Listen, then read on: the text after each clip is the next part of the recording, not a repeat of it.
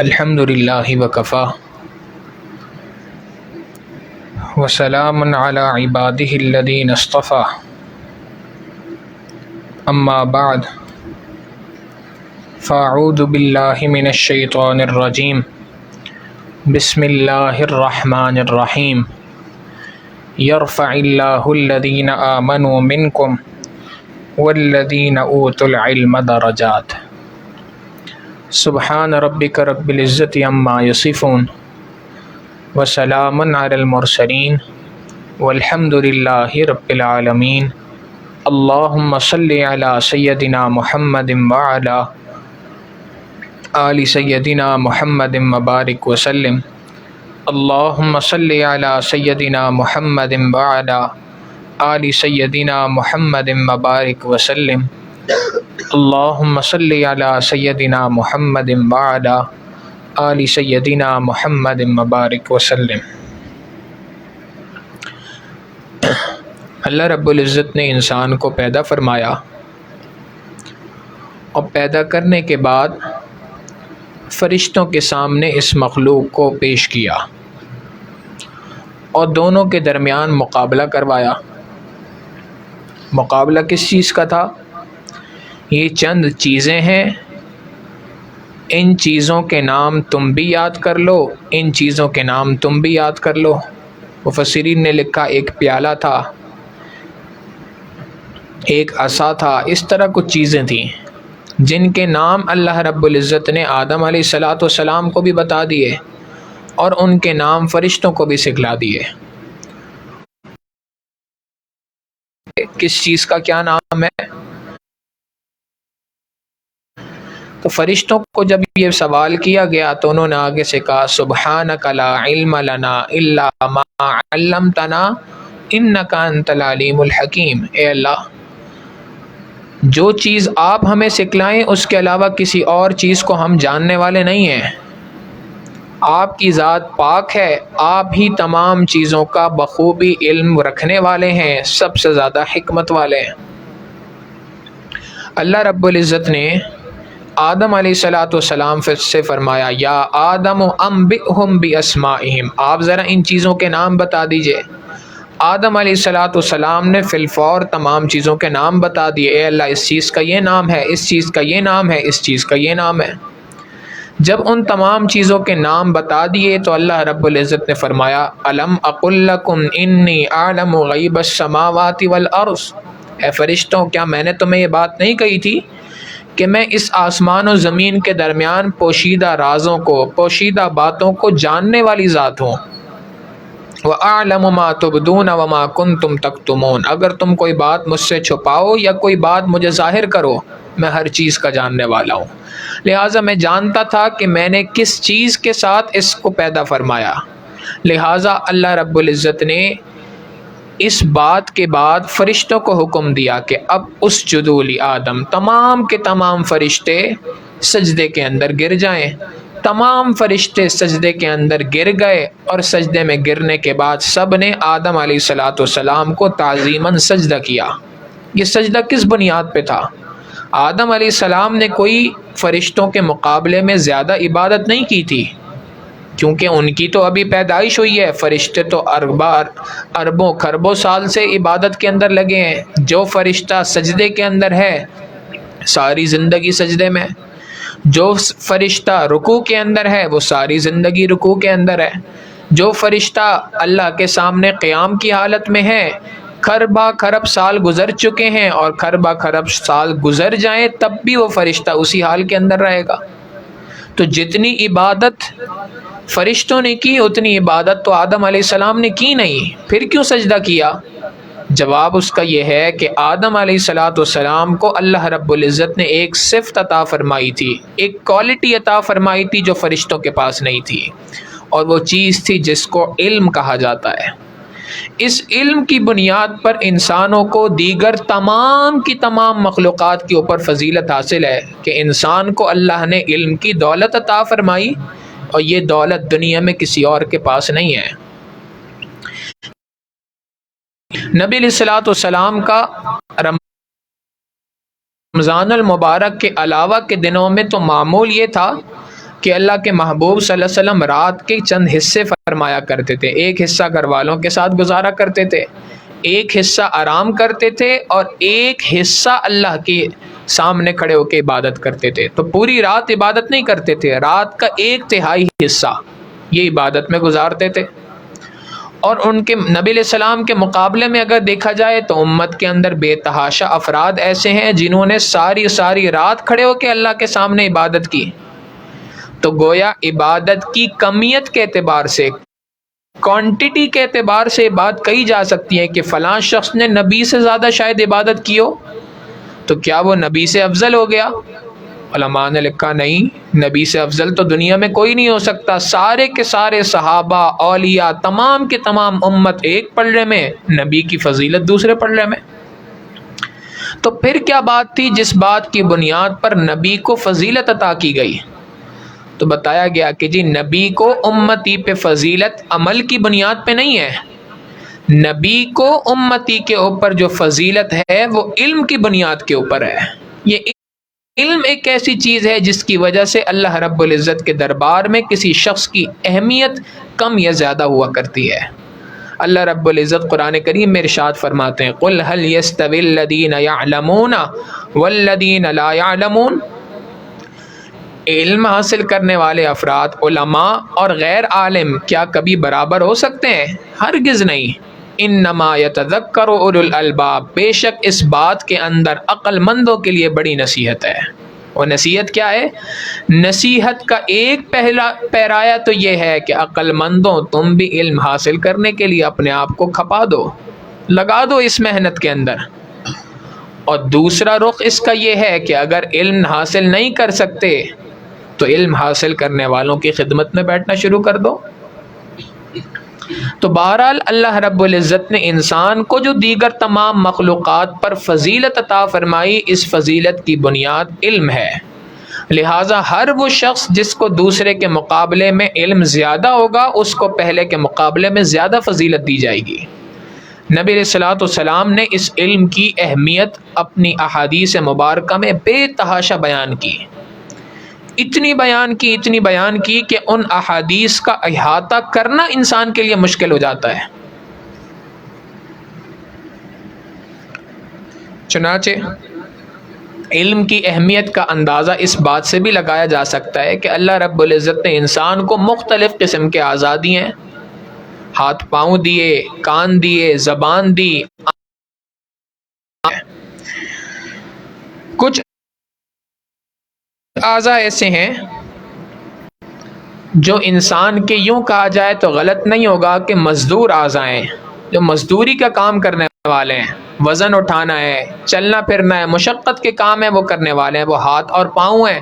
اللہ نے انسان کے بدن میں سب سے نیچے حصے میں ان کو رکھا، پاؤں سب سے نیچے، اس سے کچھ اوپر ہاتھوں کو رکھ دیا. پھر کچھ اعضاء وہ ہیں جن کے ذریعے سے انسان کماتا ہے، اس کے اندر ہاتھ بھی آ گئے، اس کے اندر آنکھیں بھی آ گئیں، کان بھی آ گئے. ان تمام اعضاء کے استعمال سے انسان اپنے مال و دولت کو کماتا ہے. ان کو درمیان میں رکھ دیا. اور ایک عضو وہ ہے جس کے ذریعے سے انسان علم کو حاصل کرتا ہے، وہ ہے انسان کا دماغ. اللہ نے اس کو سب سے اوپر رکھا، فضیلت بیان کر دی کہ دیکھو جو آلہ ہے علم کے حاصل کرنے کا، ہم نے اس کو سب سے اوپر پریورٹی دی، سب سے اوپر رکھا. اس لیے یہاں سے یہ بات اشارہ مل گیا اس بات کا کہ تم میں سے جو کوئی شخص بھی علم کے حاصل کرنے کی محنت میں لگے گا، اللہ کے ہاں اس کا مقام بھی اسی طریقے سے اونچا ہوگا. نبی علیہ الصلوۃ والسلام نے ارشاد فرمایا من کان فی طلب العلم کانت الجنۃ فی طلبہ. جو کوئی شخص بھی علم کی تلاش کے اندر ہوتا ہے، جنت ایسے شخص کی تلاش کے اندر ہوا کرتی ہے. ایک اور حدیث مبارکہ میں ارشاد فرمایا من خرج فی طلب العلم فہو فی سبیل اللہ حتی یرجع. جو کوئی شخص بھی علم حاصل کرنے کے لیے اپنے گھر سے نکلتا ہے، جب تک کہ اپنے گھر لوٹ کے نہ آئے، یہ سارا کا سارا وقت اس کا اللہ کے راستے میں صرف ہوتا ہے. آپ دیکھیں آج دنیا کے اندر مختلف قسم کی محنتیں ہیں. دعوت و تبلیغ کی محنت ہے دین کی، اور اس کے اندر بھی کہا جاتا ہے جی اللہ کے راستے میں نکلو. غلط نہیں ہے، اللہ کا راستہ ہے. خانقاہوں کے اندر اللہ والوں کی خدمت میں آنے جانے کے لیے کہا جاتا ہے تو اس وقت پہ بھی کہا جاتا ہے اللہ کے راستے میں چلو، فلاں بزرگ سے ملاقات کرو، یہ بھی اللہ کا راستہ ہے، اس میں بھی کوئی غلط بات نہیں۔ ایک شخص جہاد فی سبیل اللہ کے اندر ہے، اپنی تلوار نکال کر جنگ کر رہا ہے، لڑائی کر رہا ہے، یہ شخص بھی اللہ کے راستے کے اندر ہے، کوئی اس پہ بھی انکار نہیں کر سکتا۔ یہ ساری کی ساری محنتیں اللہ کے راستے کی محنتیں ہیں، لیکن جس محنت پر اللہ کا راستہ ہونے کا سرٹیفکیٹ نبی علیہ الصلوۃ والسلام دے رہے ہیں وہ ہے کہ انسان علم کے حاصل کرنے کے حصول کے لیے، علم کے حصول کے لیے اپنے آپ کو لگائے۔ اللہ کے محبوب صلی اللہ علیہ وسلم فرماتے ہیں ایسا شخص اللہ کے راستے میں ہے جب تک کہ لوٹ کے واپس نہ آ جائے۔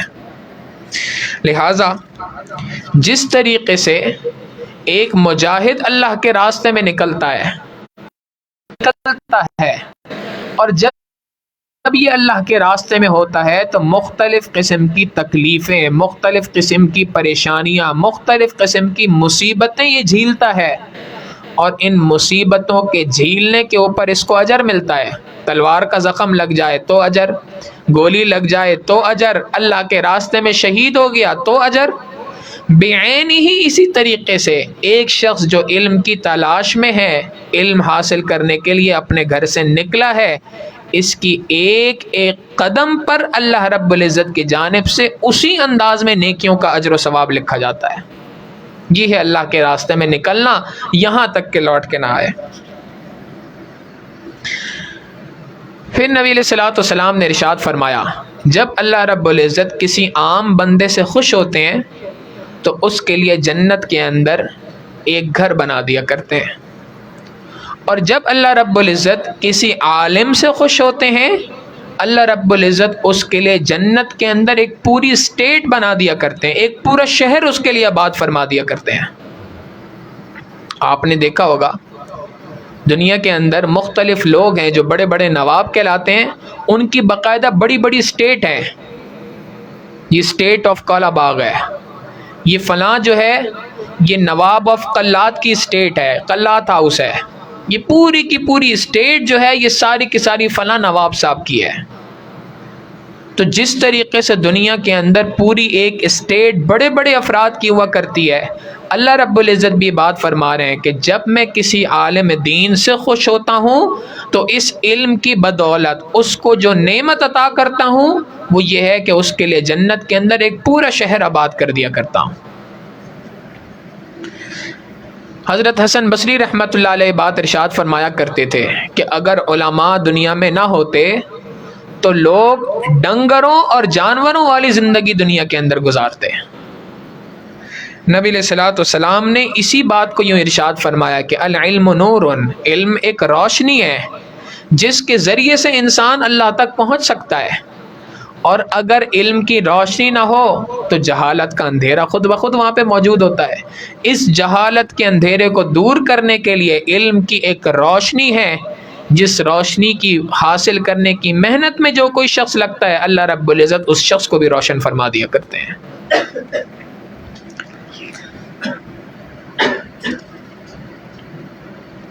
چنانچہ نبی علیہ الصلوۃ والسلام نے یہاں تک ارشاد فرمایا اس علم کے حاصل کرنے کی فضیلت بیان کرنے کے لیے کہ طلب العلم فریضۃ علی کل مسلم و مسلمۃ، ہر مسلمان مرد اور عورت پر علم کا حاصل کرنا فرض ہے۔ دیکھیں ایک تو یہ ہے کہ انسان ساری زندگی اپنے آپ کو کھپا دے علم کے حصول کے لیے، جیسا کہ اللہ کے محبوب صلی اللہ علیہ وسلم نے فرمایا اطلب العلم من المہد الی اللحد، تم پنگھوڑے سے ماں کی گود سے لے کر قبر میں جانے تک علم کو حاصل کرو۔ یہ سارا کا سارا وقت تمہارا علم حاصل کرنے کے اندر گزرنا چاہیے، اور اللہ کے محبوب صلی اللہ علیہ وسلم تو 1400 سال پہلے بتا کے گئے۔ آج دنیا سائنس جو ہے وہ ریسرچ کر کے اس نتیجے پہ پہنچی ہے۔ وہ کہتے ہیں کہ جناب دنیا کے اندر کوئی بھی شخص ہو جس کسی مقام پہ بھی پہنچ جائے اس کے لیے ضروری ہے کہ وہ ساتھ ساتھ علم کو حاصل کرتا رہے، ریسرچ کرتا رہے، پڑھتا رہے، آگے بڑھتا رہے، اس لیے کہ جس وقت پر وہ علم کے حاصل کرنے کو روک دے گا، جہاں پر علم کے حاصل کرنے کو اپنی معلومات کے باب کو روک دے گا، وہاں پر اس کے عقل کو زنگ لگنا شروع ہو جائے گا۔ چنانچہ دنیا کی جو بڑی بڑی یونیورسٹیز ہیں ان کے اندر بڑے بڑے پروفیسرز ہیں جو پی ایچ ڈی کر چکے ہیں، جو آخری ڈگری ہے، انتہا تک پہنچ چکے ہیں پڑھائی کے اعتبار سے، اس کے باوجود ان کے لیے پروگرامز ہوتے ہیں فیکلٹی ڈیولپمنٹ۔ یہ فیکلٹی ڈیولپمنٹ کیا ہے؟ وہ کہتے ہیں کہ جی ان افراد کو، یہ جو لوگوں کو پڑھانے کا کام کر رہے ہیں، ان کو بھی پڑھانے کی ضرورت ہے۔ اور وہ کہتے ہیں کہ جی قبر میں جانے سے پہلے تک انسان کے لیے، ہماری ریسرچ یہ کہتی ہے، انسان کے لیے نئی نئی معلومات کا حاصل کرتے رہنا ضروری ہے۔ یہ بات سائنس آج ریسرچ کر کے کہتی ہے، اللہ کے محبوب صلی اللہ علیہ وسلم 1400 سال پہلے امت کو بتا کے چلے گئے، ماں کی گود سے نکلو تو علم حاصل کرنا شروع کرو، قبر میں پہنچو وہاں تک علم کو حاصل کرو۔ چنانچہ دیکھیں، ایک ہے دنیا کا سورج، جب یہ سورج طلوع ہوتا ہے تو دنیا کی ہر چیز روشن ہو جاتی ہے، مگر یہ دنیا کا جو سورج ہے یہ کچھ وقت کے لیے ہوتا ہے، تھوڑی دیر کے لیے روشن کرتا ہے، اس کے بعد غروب ہو جاتا ہے۔ جبکہ علم کا جو سورج ہے یہ ایک مرتبہ روشن ہو جائے تو اس کے بعد کبھی بھی غروب نہیں ہوا کرتا۔ لہٰذا علم کے سورج کو دنیا کے سورج کے اوپر فضیلت حاصل ہے، اور یہی وجہ ہے ہمارے بڑوں کی زندگی کے اندر اگر دیکھیں، حضرت مولانا حسین احمد مدنی رحمۃ اللہ علیہ کے بارے میں آتا ہے، بخاری شریف کا درس دیا کرتے تھے، حدیث مبارکہ پڑھایا کرتے تھے۔ جب یہ تحریک آزادی چل رہی تھی پاکستان کی تو اس وقت پر حضرت کی بڑی مصروفیت تھی، جلسوں میں جانا ہوتا تھا، تقاریر ہوا کرتی تھی، کبھی اس جلسے میں جا رہے ہیں کبھی اس جلسے میں جا رہے ہیں، تو طلباء کو یہ بات بتائی ہوئی تھی کہ بھائی مصروفیت بہت بڑھ چکی ہے، اس مصروفیت کے بڑھنے کی وجہ سے سبق تو روزانہ ہوگا، سبق میں ناغہ نہیں ہونا، لیکن کس وقت ہوگا یہ میں آپ کو پہلے سے نہیں بتا سکتا۔ لہٰذا جب بھی جلسے سے فارغ نگران کو بتا دیا جاتا تھا، وہ طلباء کو بتا دیتے تھے کہ حضرت پہنچ چکے ہیں، درسگاہ میں آ جائیں۔ چنانچہ حضرت کا روزانہ کا معمول تھا، کبھی رات 1 بجے جلسے سے فارغ ہو کے آ رہے ہیں، کبھی 2 بجے آ رہے ہیں۔ جو نگران تھا اس کی ذمہ داری تھی، حضرت جیسے ہی تشریف لاتے تھے طلباء کو اٹھا دیا کرتا تھا، طلباء کتابیں لے کے دارالحدیث میں آتے تھے، حضرت حدیث کا درس دیا کرتے تھے اور طلباء اس حدیث کو پڑھا کرتے تھے۔ اب یہ تو تھا دور حدیث کے طلباء کے ساتھ حضرت کا تعلق کہ طلباء حدیث سن رہے ہیں، حدیث کا درس پڑھ رہے ہیں، حضرت پڑھا رہے ہیں، لیکن عجیب بات یہ تھی کہ اٹھایا تو صرف دور حدیث کے طلباء کو تھا، دارالعلوم دیوبند کے سارے ہی طلباء اٹھ جایا کرتے تھے۔ چند طلباء تو وہ تھے جو پڑھنے کے لیے بیٹھے ہوتے تھے، جو نیچے کے درسگاہ کے نیچے کی درجات کے طلباء ہوا کرتے تھے، وہ درسگاہ کے باہر پلر کے پیچھے چھپ چھپ کر حضرت مدنی رحمۃ اللہ علیہ کے چہرے کا دیدار کیا کرتے تھے، اور یہ بات کہا کرتے تھے کہ اس وقت پر حضرت مدنی رحمۃ اللہ علیہ کے چہرے پہ جو انوارات برس رہے ہوتے تھے اس کو دیکھنے کے لیے ہماری نیند خود بخود اڑ جاتی ہیں۔ یہ علم کی نور ہے، علم کا سورج ہے جو اس وقت پہ چمک رہا ہوتا تھا۔ نبی علیہ الصلوۃ والسلام نے ارشاد فرمایا، فضل العالم علی العابد کفضلی علی ادنائکم، کفضلی علی ادناکم۔ عالم کو عابد کے اوپر، ایک آدمی عابد ہے اور اس کے مقابلے میں عبادت گزار ہے، اور ایک شخص عالم دین ہے۔ نبی علیہ الصلوۃ والسلام نے ارشاد فرمایا، ایک عالم کو ایک عبادت گزار شخص پر ایسے ہی فضیلت حاصل ہے جیسے مجھے تم میں سے کسی ادنا آدمی کے اوپر فضیلت حاصل ہے۔ دوسری حدیث مبارکہ میں ارشاد فرمایا کہ فضل العالم علی العابد، اللہ رب العزت نے عالم کو ایک عابد کے اوپر، عبادت گزار کے اوپر ایسے ہی فضیلت عطا فرمائی ہے جس طریقے سے 14ویں رات کے چاند کو دیگر تمام راتوں کے اوپر فضیلت ہوتی ہے۔ ایک اور حدیث مبارکہ میں نبی علیہ الصلوۃ والسلام نے ارشاد فرمایا کہ ایک شخص جو علم کو حاصل کرنے والا عالم ہے، فقیہ واحد اشد من الشیطان من الف عابد، ایک شخص جو فقیہ ہے، عالم دین ہے، اللہ رب العزت اس کو، وہ ایک شخص شیطان کے مقابلے کے اندر 1000 عبادت گزاروں پر فضیلت رکھتا ہے۔ 1000 عبادت گزاروں کو 1 منٹ میں چت کرنا شیطان کے لیے آسان ہے، لیکن ایک فقیہ شخص کو، ایک عالم دین کو چت کرنا یہ شیطان کے لیے مشکل کام ہے۔ ایک اور حدیث مبارکہ میں نبی صلی اللہ علیہ وسلم نے ارشاد فرمایا علم کا ایک باب سیکھنا یہ 1000 رکعت نفل پڑھنے سے بہتر ہے۔ ایک شخص کھڑے ہو کر 1000 رکعت نفل پڑھ رہا ہے، دوسرے نے مثال کے طور پہ ایک تیمم کرنے کا طریقہ سیکھ لیا۔ نبی علیہ الصلوۃ والسلام فرماتے ہیں یہ علم کا ایک باب سیکھنا یہ حقیقتاً اس 1000 رکعت نفل پڑھنے سے بہتر ہے۔ اور پھر یاد رکھیں یہ ساری کی ساری فضیلتیں تو دنیا کے اعتبار سے ہیں، اللہ رب العزت نے یہ فضیلتیں جنت کے اندر بھی علماء کو عطا کرنی ہے۔ دنیا کے اندر بھی علماء کی ضرورت ہے اور جنت کے اندر بھی علماء کی ضرورت ہے۔ حدیث مبارکہ میں آتا ہے نبی علیہ الصلوۃ والسلام نے ارشاد فرمایا جب قیامت کے دن اللہ رب العزت جنتیوں کے لیے جنت کے فیصلے فرما دیں گے اور جہنم والوں کے لیے جہنم کا فیصلہ ہو جائے گا، وہ وہاں چلے جائیں گے جن کی سفارش ہونی ہے، سفارش کر آ کے سب جنت کے اندر آ گئے، اب جہنم کا دروازہ ہمیشہ کے لیے بند ہو گیا، جنت کا دروازہ ہمیشہ کے لیے بند ہو گیا، خوش و خرم زندگی گزر رہی ہے۔ ایک دن اللہ رب العزت کی جانب سے اعلان ہوگا میرے بندوں کیا کسی اور چیز کی تمہیں ضرورت ہے؟ اب سارے جنتی یہ بات کہیں گے اے اللہ آپ نے ساری نعمتیں تو ہمیں دے دی، اب کون سی نعمت ہے جس کی ہمیں ضرورت ہو سکتی ہے؟ اللہ رب العزت فرمائیں گے نہیں، میرا ایک وعدہ ہے جو ابھی تک پورا نہیں ہوا۔ فرمائیں گے اے اللہ آپ نے جو وعدے ہم سے کیے تھے سارے وعدے پورے ہو چکے، ہمیں تو کوئی وعدہ یاد نہیں ہے۔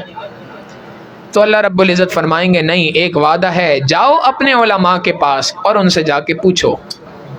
اب اس وقت پر یہ جنتی اپنے زمانے کے علماء کی خدمت میں حاضر ہوں گے کہ آپ ہمیں بتائیے کہ اللہ رب العزت کا ایسا کون سا وعدہ ہے جو ہم سے ابھی تک پورا نہیں ہوا؟ تو علماء بتائیں گے کہ اللہ رب العزت نے ارشاد فرمایا تھا لَهُم مَّا يَشَاءُونَ فِيهَا وَلَدَيْنَا مَزِيدٌ، جنت کے اندر تمہارے لیے وہ کچھ ہوگا جو تم چاہو گے، اور اس کے ساتھ ساتھ ایک چیز کا اور اضافہ بھی ہوگا، وہ جو مزید تھا نا وہ ابھی تک نہیں ملا۔ کہیں گے کہ جی مزید کیا تھا؟ مزید سے کیا مراد ہے؟ مزید کس چیز کا اضافہ ہونا ہے؟ کہیں گے ہاں ایک چیز کا وعدہ اللہ نے فرمایا تھا، اس کا وعدہ ابھی تک پورا نہیں ہوا، اور وہ وعدہ یہ تھا کہ اللہ رب العزت نے فرمایا تھا کہ اہل جنت کو جنت کے اندر میں اپنا دیدار کراؤں گا، وہ دیدار کی نعمت سے ابھی تک ہم محروم ہیں۔ چنانچہ جب علماء ان کو یہ بات سمجھائیں گے اب وہ اللہ رب العزت سے درخواست کریں گے اے اللہ آپ نے یہ وعدہ فرمایا تھا، یہ وعدہ ابھی تک پورا نہیں ہوا۔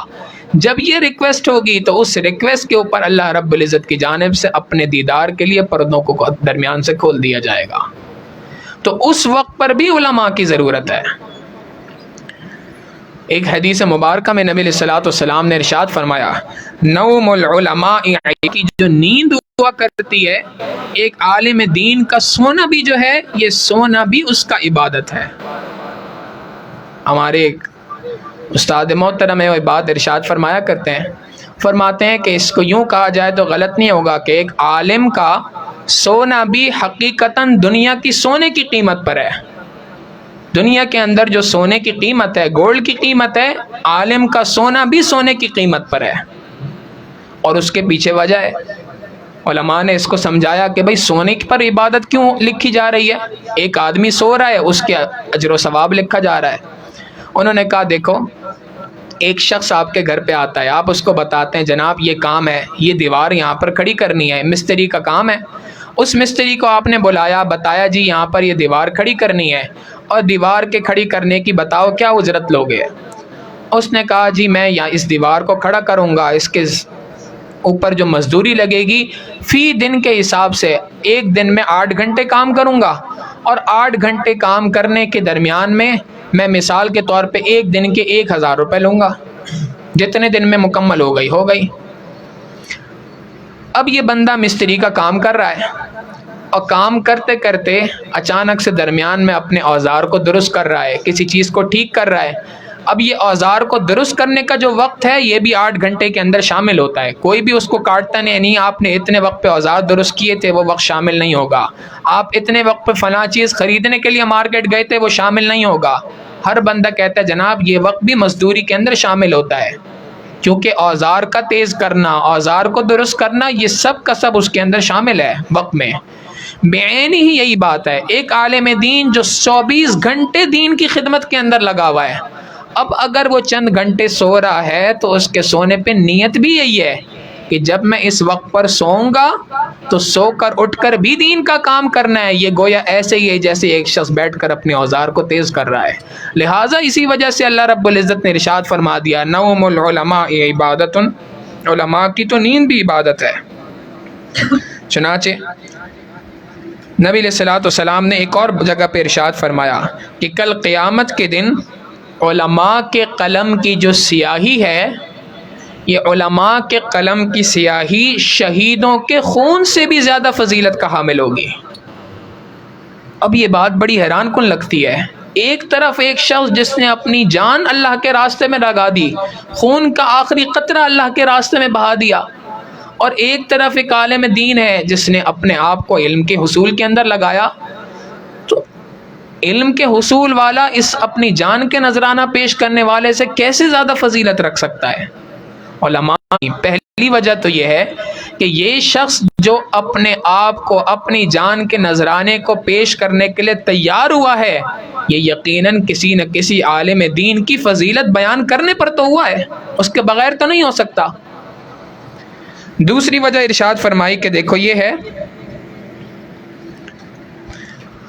کہ عالم کی مثال ایسی ہے جیسے ایک بادشاہ کا بیٹا ہوا کرتا ہے. نبی علیہ السلام نے فرمایا العلماء ورثۃ الانبیاء، علماء انبیاء کے وارث ہیں. تو عالم دین کی مثال ایسی ہے جیسے بادشاہ کا بیٹا ہوا کرتا ہے، اور شہید کی مثال ایسی ہے جیسے ایک فوجی ہوا کرتا ہے. اور یہ بات مسلمہ ہے کہ شہزادے کو فوجی کے اوپر فضیلت حاصل ہے. پھر ایک اور حکمت بیان کی کہ جب شہید ہوتا ہے تو شہادت کے ذریعے سے وہ زمین کو اپنے خون کے ذریعے سے زینت بخشتا ہے، اور عالم جب علم کو پھیلاتا ہے تو اپنے علم کی سیاہی کے ذریعے سے انسانوں کو زینت بخشتا ہے، اور انسانوں کو زینت بخشنا زمین کو زینت بخشنے کے مقابلے میں زیادہ فضیلت کی بات ہے.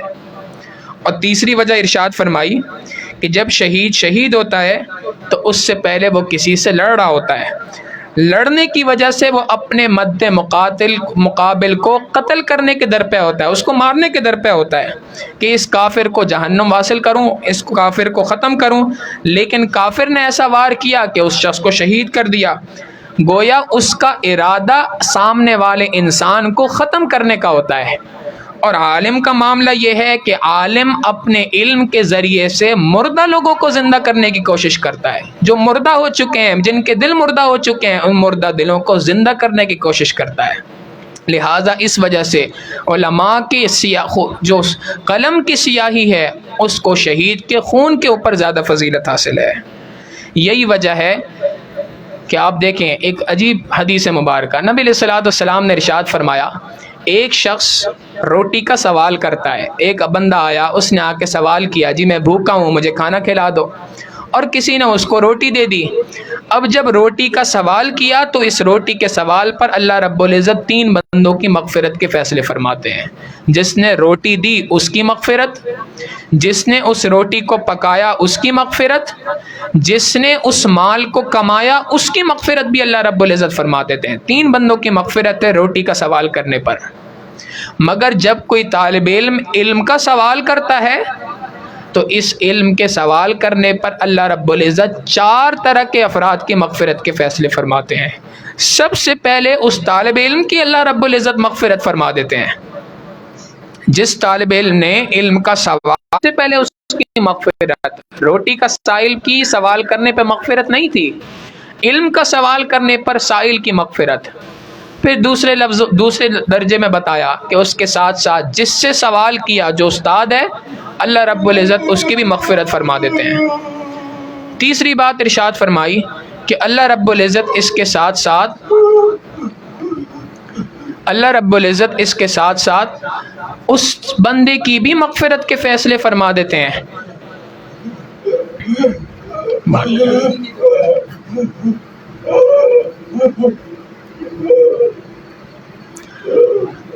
اللہ رب العزت اس کے ساتھ ساتھ تیسرے اس بندے کی میں مغفرت فرما دیتے ہیں کہ جو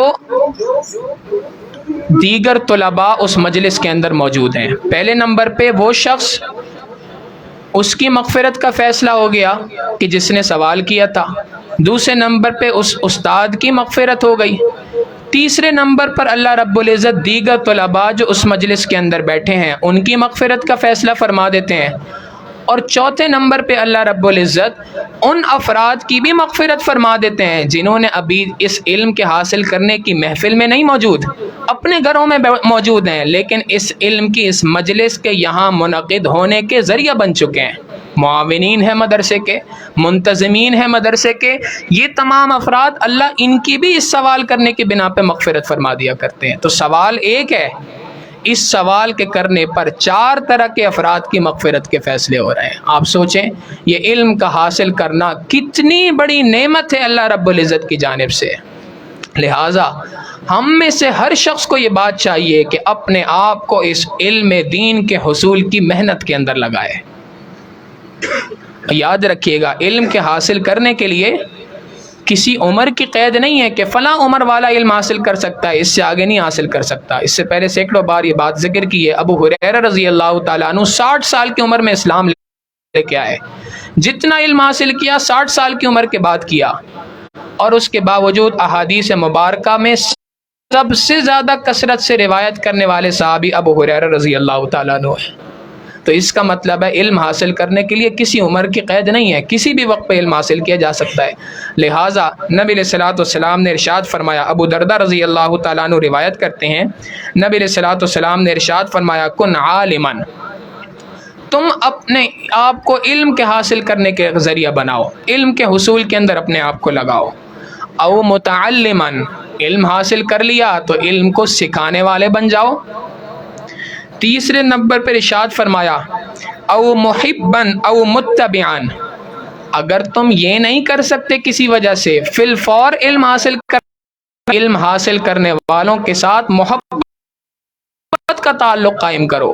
محبت کا تعلق کیا ہے؟ ان کی معاونت کر سکتے ہو مالی اعتبار سے، مالی معاونت کرو، مالی معاونت نہیں کر سکتے تو کم از کم ان کے لیے دعاؤں میں اپنی شامل رکھو، ان کے لیے دعائیں کرو، ان کو محبت کے ساتھ دیکھو۔ اور چوتھی بات ارشاد فرمائی، او متبعن، یا ان کی پیروی کرنے والے بنو، ولا تکن الخامس فتہلکا، اب 5واں بندہ نہ بننا ورنہ ہلاک ہو جاؤ گے، اور وہ کیا ہے؟ علماء سے بدگمان ہونے والے نہ بنو، عالم بن جاؤ، علم حاصل کرنے کے اندر اپنے آپ کو لگا لو، علم حاصل کر لیا تو علم حاصل کرنے کے بعد اس علم کو پھیلانے کے اندر لگ جاؤ۔ اگر علم حاصل نہیں کر سکتے کسی وجہ سے، علماء سے محبت کرنے والے بن جاؤ، اور اگر یہ بھی نہیں کر سکتے تو کم از کم علماء کی پیروی کرنے والے بن جاؤ، لیکن علماء کے ساتھ بدگمان ہونے والوں میں نہ بننا۔ اگر تم علماء سے بدگمان ہو گئے تو یقین جانو تم ہلاک ہو گئے۔ حضرت مولانا احمد علی لاہوری رحمۃ اللہ علیہ بات ارشاد فرمایا کرتے تھے کہ میں نے یہ بات دیکھی ہے، تجربہ ہے میرا، جو کوئی شخص بھی علماء سے بدگمانی کرتا ہے اللہ رب العزت اس کا خاتمہ بالخیر نہیں فرماتے، کلمے پہ موت اس کو آج تک نہیں آئی، یہ ہمارا تجربہ ہے فرمایا کرتے تھے۔ اور اس کے مقابلے میں جو کوئی شخص بھی علماء کے ساتھ محبت کرتا ہے اللہ رب العزت اس محبت کا اس کو قیمت عطا فرماتے ہیں۔ چنانچہ ایک اللہ والے نے ایک مرتبہ قصہ بیان کیا، ایک شخص تھا، بظاہر دنیا دار قسم کا آدمی تھا، زیادہ کوئی دینداری والی زندگی نہیں تھی، انتقال ہو گیا۔ انتقال کے بعد کسی نے اس کو خواب میں دیکھا تو اس سے پوچھا، بھائی آپ کا کیا معاملہ پیش آیا؟ اس نے کہا، اللہ نے میری مغفرت فرما دی، میں تو جنت کی سیر کر رہا ہوں۔ کہا، بھائی ایسا کیا معاملہ پیش آیا، ایسی کون سا عمل تھا آپ کا؟ اس نے کہا، عمل تو کوئی نہیں تھا، اللہ کے دربار میں پیشی ہوئی، اللہ رب العزت نے فرمایا، میرے بندے تیرے اعمال تو وہ ہیں کہ تیرے لیے تو سیدھا سیدھا جہنم کا فیصلہ ہونا ہے، نماز پابندی سے نہیں تھی، یہ نہیں تھا، وہ نہیں تھا، لیکن میرے بندے تیرا ایک عمل میرے پاس ایسا ہے کہ میں اس عمل کی بنیاد پر تیری مغفرت کا فیصلہ کرتا ہوں۔ اے اللہ وہ کون سا عمل ہے؟ اے میرے بندے، ایک مرتبہ تو بازار میں جا رہا تھا اور تو نے دیکھا کہ فلاں جگہ پر بڑا رش لگا ہوا ہے، تم نے لوگوں سے پوچھا کون ہے وہاں پہ؟ انہوں نے بتایا کہ جی وہ تو بڑی کوئی اللہ والے ہیں، فلاں عالم دین وہاں پر تشریف لائیں۔ تم نے لوگوں کی جو رش تھا اس کے اندر سے اپنے تھوڑی سی جگہ بنائی، آگے بڑھ کر اپنی گردن کو آگے گھما کر دیکھا، اور جب اللہ والے کو دیکھا تو وہاں والی تھی میرے ایک عالم پر، میں نے اس عالم دین پر تیری محبت کی نگاہ ڈالنے کو قبول کر دیا اور اس کی برکت سے تیرے لیے مغفرت کے فیصلے کر دیے۔ لہٰذا اس مجلس کے اندر چونکہ طلباء بھی ہیں تو وہ یہ بات سمجھیں کہ اللہ رب العزت نے ہمیں بہت قیمتی نعمت عطا کی ہے، ہم کوئی سستے لوگ نہیں ہیں، کوئی چھوٹے موٹے کام کرنے کے لیے اللہ نے ہمیں پیدا نہیں کیا۔ اللہ رب العزت ہم سے بہت بڑا دین کا کام لے رہے ہیں، بہت بڑی علم کی ایک دولت ہے جو اللہ رب العزت ہمیں عطا کر رہے ہیں، اور جو علم دین کے حصول کے اندر نہیں لگے ہوئے وہ یہ بات یاد رکھیں کہ اپنے آپ کو اس علم دین کے حصول کے اندر لگانے کی کوشش کریں، اور جب تک اس کوشش کے اندر نہیں لگے ہوئے، جب تک اس کے اندر اس محنت میں نہیں ہے، تو اہل علم حضرات کے ساتھ محبت کا تعلق قائم کریں، اہل علم حضرات کے ساتھ تعاون کا تعلق قائم کریں، وہ افراد مدارس کے ساتھ، مدارس میں پڑھانے والے اساتذہ کے ساتھ اگر آپ مالی اعتبار سے معاونت کر سکتے ہیں ان کے ساتھ معاونت کریں، اور اگر مالی اعتبار سے معاونت نہیں کر سکتے تو کم از کم ان کے ساتھ محبت کا تعلق رکھیں، اور اگر محبت کا تعلق بھی نہیں رکھ سکتے تو یاد رکھیں کم از کم نفرت کا تعلق نہ رکھیں۔ آج باقاعدہ ایک سوچی سمجھی منصوبے کے تحت یہ ایک زہر ہے جو ہمارے معاشرے کے اندر پھیلایا جا رہا ہے، علماء کے اوپر بہتان باندھے جا رہے ہیں، علماء کے خلاف بد زبانی سکھائی جا رہی ہے، اور کہا جاتا ہے بڑے مزے سے جی علماء کے درمیان تو علماء سو بھی ہیں، یہ تو خود حدیث مبارکہ کے اندر نبی علیہ السلام نے ارشاد فرمایا، بھائی ایک ڈاکٹر کے جعلی ہونے کا ڈگری جعلی ہونے کا فیصلہ کون کرے گا؟ ڈاکٹر ہی کرے گا، عام بندہ تو نہیں کر سکتا۔ تو ایک عالم دین ہے یا علماء سو میں ہے، اس کا فیصلہ کون کرے گا؟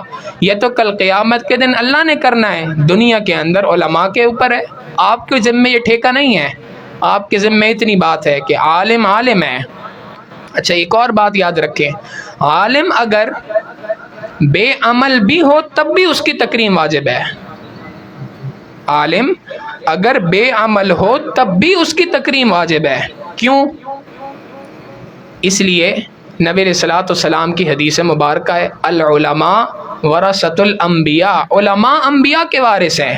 اب بیٹا باپ کا فرما بردار ہو تب بھی اس کو وراثت ملتی ہے، نافرمان ہو تب بھی وراثت ملا کرتی ہے، لہٰذا علماء انبیاء کے وارث ہیں، یہ بات پکی ہے۔ عام آدمی کے ذمہ یہی بات ہے کہ وہ علماء کی تکریم کرے۔ ہاں اب اس عالم دین نے اگر اللہ کے اس دین کے خلاف کوئی کام کیا ہے، اللہ نہ کرے دین کی لیے سازشوں کے اندر لگا ہے، تو اس کی پکڑ اور اس کے مطابق فیصلے یہ اللہ رب العزت نے اپنے دربار میں کرنے ہیں، اس کا ٹھیکہ میرے اور آپ کے ذمہ نہیں ہے۔ ہمارے اصول کی محنت کے اندر لگ جائیں، نہیں لگ سکتے اس محنت کے اندر تو ان کے ساتھ معاونت کریں، معاونت بھی نہیں کر سکتے ان کے ساتھ محبت کریں، ان کو اپنی دعاؤں میں شامل کریں، اور ان کے خلاف اپنے دلوں کو صاف رکھیں، بغض کو اپنے دل میں آنے نہ دیں۔ اللہ رب العزت ہمیں بھی دین کے علم کے حاصل کرنے کی اس نعمت کے اندر لگائے رکھے، اور اللہ